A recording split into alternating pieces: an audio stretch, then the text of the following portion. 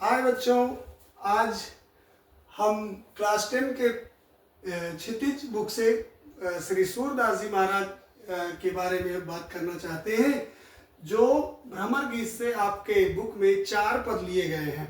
आइए हम सूरदास जी का परिचय जानते हैं। पहले सूरदास जी का जन्म 1478 ईस्वी में हुआ था और जन्म स्थान मथुरा के निकट रौनकता क्षेत्र में हुआ था। दूसरा मत है दिल्ली के समीप सिही नामक ग्राम में हुआ था। इनके पिता का नाम पंडित रामदास सारस्वत यानी ब्राह्मण परिवार में हुआ था और माता का नाम इनके जमुना दास था। इनके गुरु का नाम श्री वल्लभाचार्य जी था।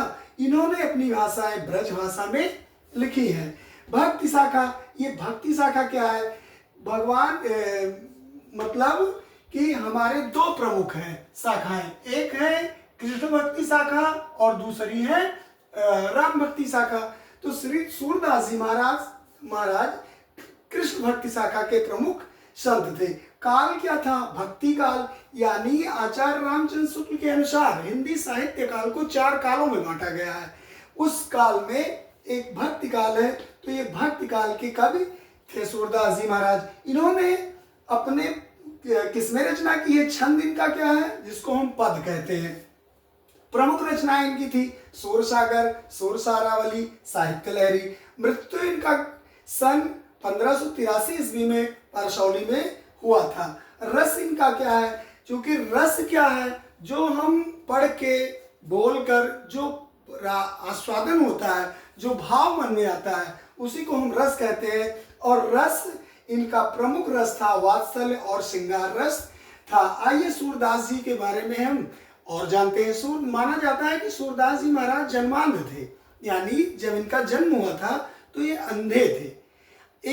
इनकी एक कहानी है कि सूरदास जी महाराज का जन्म जब हुआ तो ये अंधे हुए।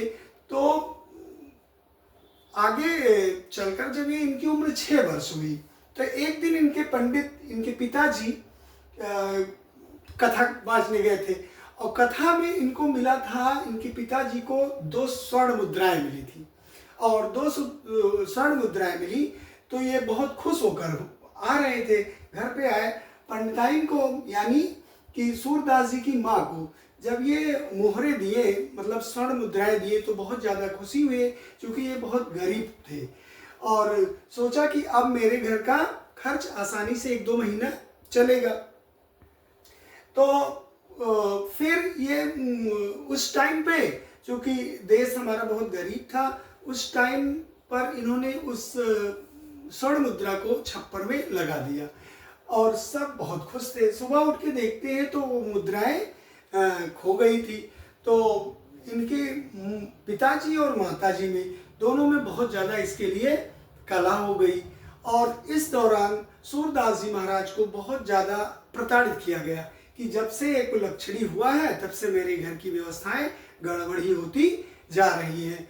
तो सूरदास जी महाराज बहुत दुखी हुए और दुखी होकर अपने माँ और पिताजी से कहा कि ठीक है, मैं आपकी स्वर्ण मुद्राएं ढूंढ दे रहा हूँ, लेकिन एक मेरी शर्त है। शर्त यह है कि आज से मैं आपका घर छोड़ दूंगा।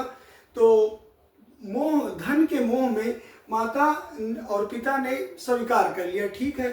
तो कहा कि चूंकि सूरदास जी महाराज अद्भुत ज्योतिषाचार्य थे, उन्होंने विचार करके बताया कि जो आपने स्वर्ण मुद्राएं यहाँ छप्पर में लगाई थी, इसको एक चूहे ने अपने बिल में रख लिया और यहाँ पे जाइए, आपको स्वर्ण मुद्राएं मिल जाएंगी, लेकिन शर्त हमारी है कि आज से मैं घर छोड़ दूंगा। तो गए इनके पिताजी और स्वर्ण मुद्राएं मिल गई। तब तक सूरदास जी महाराज घर को छोड़कर चल दिए। घर को छोड़कर चल रहे हैं तो माना जाता है कि सूरदास जी महाराज उस टाइम 6 वर्ष की आयु में ही पहला पद गाया था। कौन सा पद था?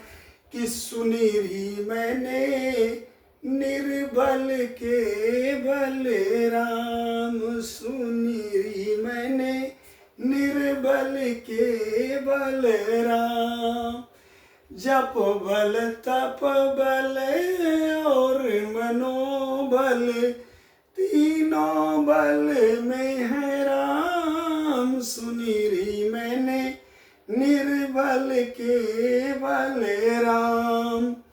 आइए दोस्तों, बच्चों, जानते हैं कि सूरदास जी महाराज का जो आपके क्षितिज बुक में जो पद दिए गए हैं वो भ्रमर गीत से 4 पद दिए गए हैं, और भ्रमर गीत से 4 पद तुम्हारे बुक में दिए गए हैं, जिसमें गोपियां उद्धव जी से क्या कर रही हैं? व्यंग कर रही हैं। पहला पद क्या है? पहला पद है कि उद्धव तुम हो अति बड़भागी।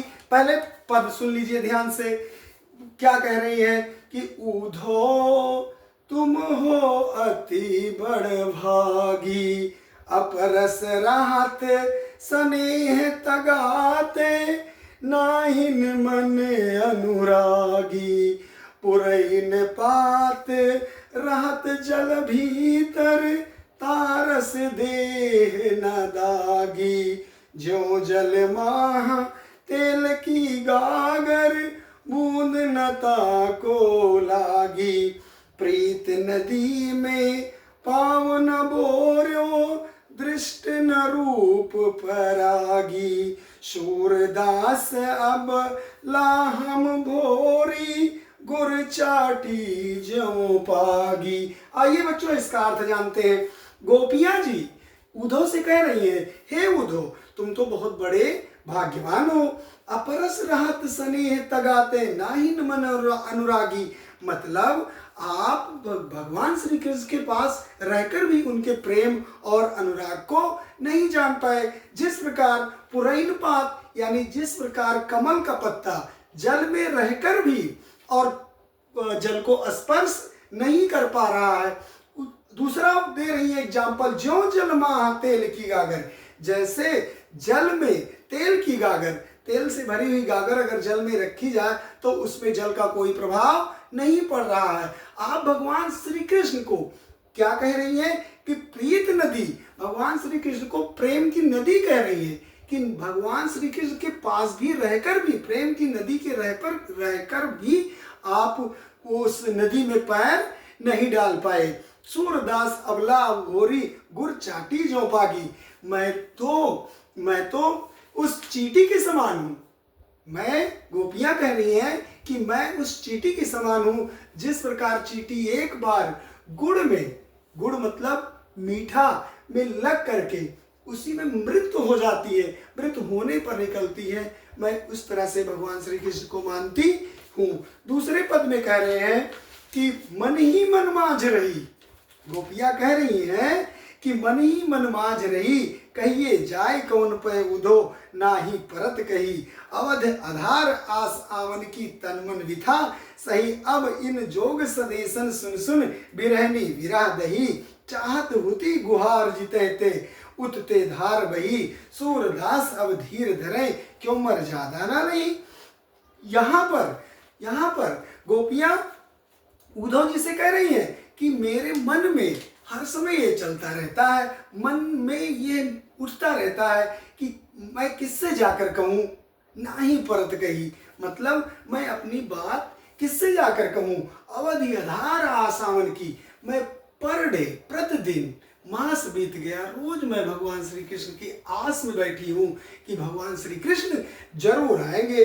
अब इन जो आपने ये संदेशा लेकर आया है, ये मुझे बिरह अग्नि, मतलब मुझे आग की तरह जला रही है, ये मुझे अच्छा नहीं लग रहा। चाहत हुती गुहार जिते उतते धार बही, मैं चाहती हूँ लेकिन मैं ये बिरह किससे